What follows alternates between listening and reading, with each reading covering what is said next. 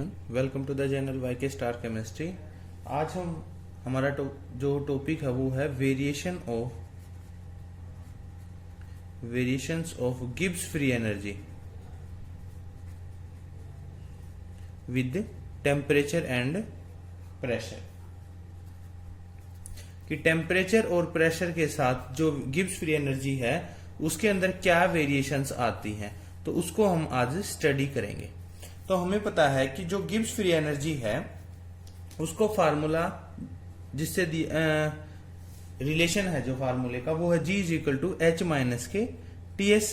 H क्या है हमारा एंथैल्पी एंड TS क्या है हमारा temperature into product of temperature and entropy. ठीक है, तो हमें पता है कि जो H है एंथैल्पी है वो किसके बराबर होती है, U प्लस PV के बराबर। ठीक है, U क्या है हमारा internal energy, where U is internal energy and PV is the product of pressure and volume। तो अगर हम H की वैल्यू G के अंदर पुट करते हैं तो हमारे पास क्या रिजल्ट आएगा, G is equal to U plus PV negative of product of TS। Differentiate करते हैं हम इक्वेशन को, डिफरेंशिएटिंग द इक्वेशन,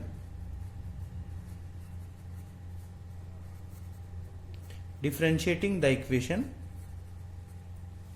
ठीक है, तो क्या आएगा, dg is equal to du plus pdv plus vdp negative of tds negative of sdt। कि जो ये है हमारा, एक को हम एक बार कांस्टेंट रखेंगे और दूसरे चेंज होगा, उसका डिफरेंशिएशन होगा। जैसे pv के केस में एक बार p को हमने कांस्टेंट रखा और dv क्या है v को डिफरेंशिएट किया है और यहाँ पे v को कांस्टेंट रखे p को डिफरेंशिएट किया, तो हमारे पास ये इक्वेशन आ जाती है।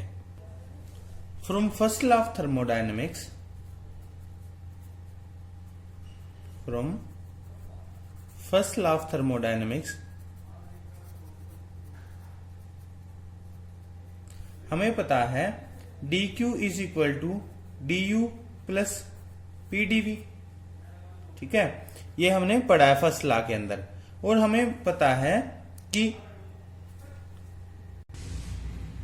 dq is equal to TDS के बराबर होता है। कैसे कि जो ds है वो किसके बराबर होता है, dq अपॉन t के। ठीक है, कि जो एंट्रोपी चेंज है वो किसके बराबर आता है, dq अपॉन t के। तो यहां से क्या आएगा, dq किसके बराबर हो जाएगा, TDS के। तो हम इन दोनों इक्वेशंस को जब इक्वेट करते हैं, इसको और इसको, तो इनको इक्वेट करने से क्या आता है हमारे पास कि TDS is equal to du plus pdv। हमारे पास ये वैल्यू आ गई है। तो जब TDS की वैल्यू है हम इस इक्वेशन के अंदर पुट करते हैं, इसको इक्वेशन हम मान लेते हैं 1 मान लिया, सपोज करते हैं हम, putting value of TDS in equation 1। तो जब इसको रखते हैं हम तो हमारे पास क्या आएगा, इक्वेशन क्या हो जाती है, dg is equal to du plus pdv plus vdp negative of TDS है। तो TDS की जगह हम क्या रख रहे हैं, negative of du plus pdv negative of sdt। ये हमारे पास आ गई इक्वेशन।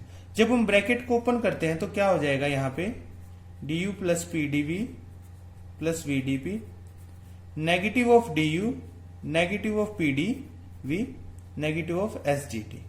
तो हम देख रहे हैं यहां पे कि du और pdv जो है उसको हम कैंसिल कर सकते हैं, पॉजिटिव और नेगेटिव है। तो जो हमारे पास रिजल्टेंट आता है उसके अंदर जो change in Gibbs free energy वो किसके बराबर हो जाएगा, vdp नेगेटिव ऑफ sdt के बराबर। ये हमारे पास इक्वेशन जो है आ जाती है। तो यहां से क्या होगा, हमें जो dg है change in Gibbs free energy मिलेगा जब हमारा टेम्परेचर और जो प्रेशर है उसके अंदर रिवर्सिबल चेंज आएगा। तो यहां से हम गिब्स फ्री एनर्जी की जो वैल्यू है चेंज वो फाइंड आउट कर सकते हैं। अब हम केस लेते हैं कौन सा, आइसोथर्मल।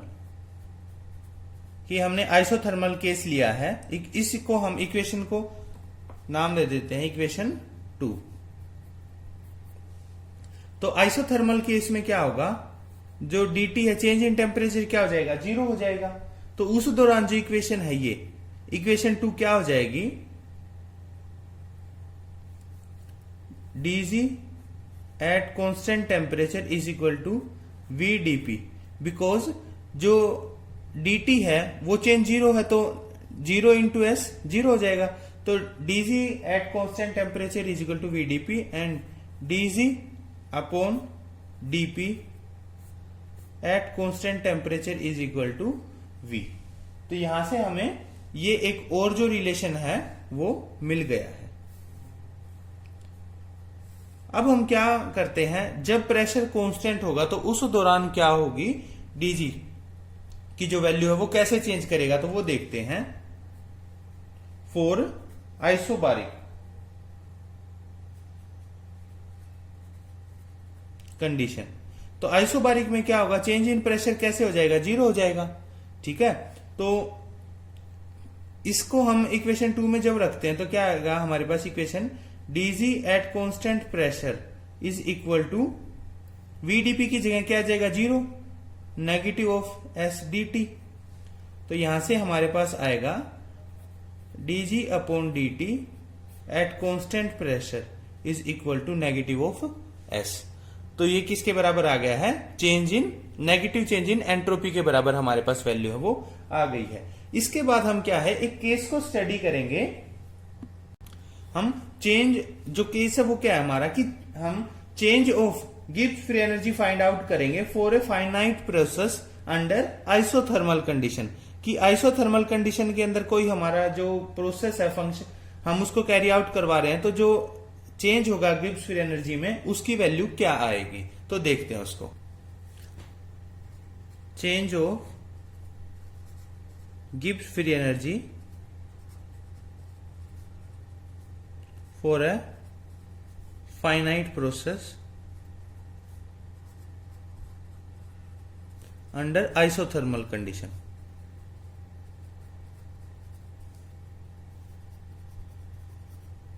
कहने का मतलब कि जब हमारा टेम्परेचर कांस्टेंट है उस दौरान, तो हमने ये जब फाइंड आउट किया था तो उस दौरान क्या आया था, dg at constant temperature is equal to vdp। ठीक है, ये हमारे पास आया था, हमने अभी कैलकुलेट किया था। तो अब जब फाइनाइट प्रोसेस होगा under isothermal condition, for a finite process under isothermal condition, pressure changes from P1 to P2। ठीक है, कि जो प्रेशर वो अब प्रोसेस होगा तो उस दौरान क्या होगा, प्रेशर के अंदर कोई ना कोई तो चेंज आएगा, कि पहले प्रेशर P1 था, अब जो प्रेशर है वो P2 हो गया है। तो जो फ्री एनर्जी चेंज है वो किससे देंगे हम, free energy change is given by, तो इसके लिए हम क्या करेंगे, इंटीग्रेशन होगी। तो dg at constant temperature is equal to vdp from process P1 to, from limits P1 to P2। ठीक है, इसको हम इक्वेशन नाम देते हैं 3। हमने सपोज कर लिया कि ये गैस हमारी कैसी है, आइडियल है, gas is ideal gas.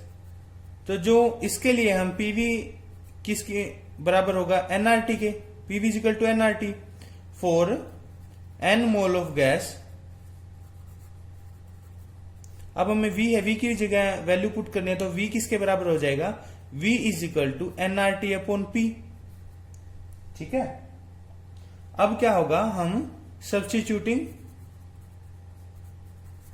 Value of v in equation 3, equation 3 के अंदर हम सब्स्टिट्यूट करते हैं तो हमारे पास क्या आएगा, dg at constant temperature is equal to nRT upon p into dp for limits P1 to P2। अब ये क्या है, कांस्टेंट है nRT, तो कांस्टेंट होने की वजह से क्या होगा, इसको हम जो इंटीग्रेशन उससे बाहर रखेंगे, nRT dp at upon p for limits P1 to P2। तो ये हमारे पास किसके बराबर आ जाएगा,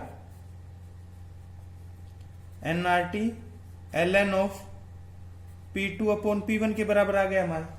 ठीक है, तो ये हमारे पास जो रिजल्टेंट है वो change in Gibbs free energy आ गया है। अगर हम इसको लॉग की टर्म में लिखना चाहें तो क्या होगा इसका, formula DG at constant temperature is equal to 2.303 nRT log of P2 upon P1। ये हमारे पास क्या है, रिजल्टेंट फार्मूला आ गया है। हमें पता है इसके अलावा कि आइसोथर्मल प्रोसेस जो है, फॉर एन आइसोथर्मल प्रोसेस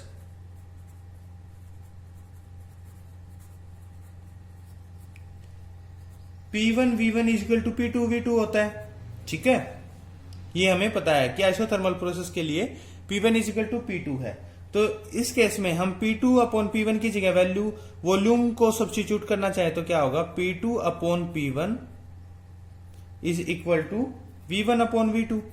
ठीक है, तो ये जो वैल्यू है उसको हम यहां पे पुट करते हैं तो हमारे पास इक्वेशन आती है dg at constant temperature is equal to 2.303 nRT log of V1 upon V2। ये हमारे पास एक और फार्मूला आ गया है, किसकी टर्म्स में, वॉल्यूम की टर्म्स में। V1 क्या है, इनिशियल वॉल्यूम है, और जो V2 क्या है, लिख देते हैं, V1 क्या है, इनिशियल वॉल्यूम, और V2 क्या है, फाइनल वॉल्यूम। तो हमारे पास change in Gibbs free energy आ गया है, लेकिन यहां पे ध्यान रखेंगे कि ये किसके लिए वैलिड है, it is valid for ideal gas. ठीक है, valid for an ideal gas.